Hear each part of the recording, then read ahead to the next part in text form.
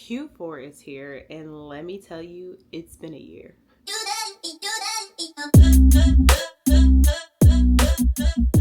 back in December of 2024, I made the decision to commit to a year of consistency, a year of really going all in on my dreams and my goals, a year of building systems and following a plan for change. And the word at the time seemed so simple: consistency. But I didn't realize at the time what I was truly saying. I literally spoke the words over my life that I needed to hold on to during one of the most challenging years of my life. Something I realized early on is that I am consistently inconsistent. I said this time and time again. I am good at having an idea. I'm good at outlining the idea. I'm good at coming up with objectives and baby steps to reach a goal. But then I give in to complacency. And what I know now is that complacency is the killer of all dreams, goals, and you guessed it, consistency. In fact, consistency can help you avoid becoming complacent. The systems I built early on this year, the check-ins, the goal tracking, that was all designed to keep me focused and avoid the pitfall of complacency. And so you would think, well, you've built these systems, you've built these plans, it's supposed to help you remain consistent. But when your mindset shifts and you get to that point of give up, and quickly creep back in before you even know it.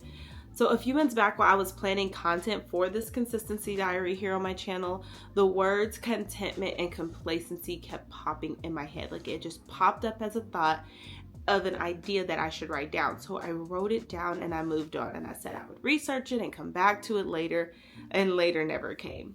And every now and then while I was driving or doing something or even planning content, those words would pop back to my head.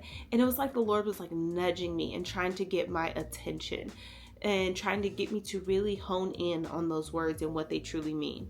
So finally, one day while I was sitting in my car, avoiding going into work any minute earlier than I had to, I decided to see what those words truly meant and kind of research it. And I realized then that I had fallen into complacency in my mind, and I was just going through the motions. Like I felt like my systems and my plans were keeping me going.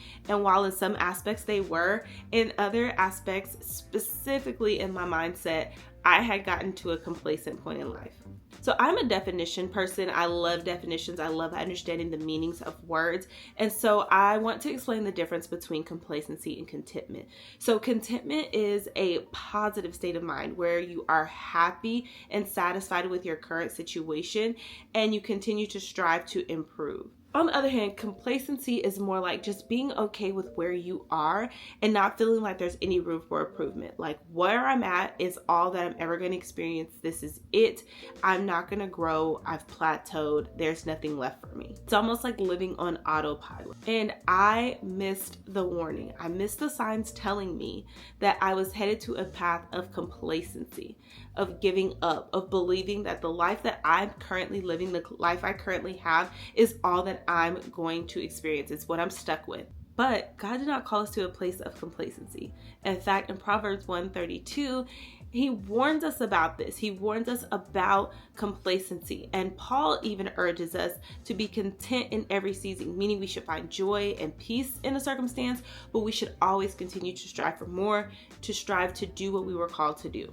So turning 35, it hit me, y'all. It was right around the time that I looked up these words and really wanted to know what the Lord was trying to tell me. So coming out of Q1 through 3, resetting for Q4 and prepping for 2025, I am pulling myself out of complacency. The first 3 quarters for me were rocky. They were a challenge, but they also built my character.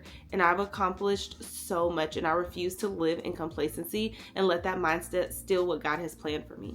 So if you're like me and you found yourself in a state of complacency, let's do a mindset reset for Q4. Instead of resetting our homes and our bodies and the things around us, let's focus on our mindset. Let's change our thoughts. Let's step away and remove negative thoughts that are unproductive and focus on all the things that we have to be grateful for. Focus on the things we want to accomplish. Stepping out of complacency looks like being grateful and thankful for all the many things around you and understanding that there is still so much more to come. Not being stuck in one state, but moving forward and striving always for something better, knowing that there's something better out there for you. It's finding joy in the current situation. So you may be single and you don't like it, but there's beauty in the season of singleness. Maybe you are wanting to have children and you haven't had them.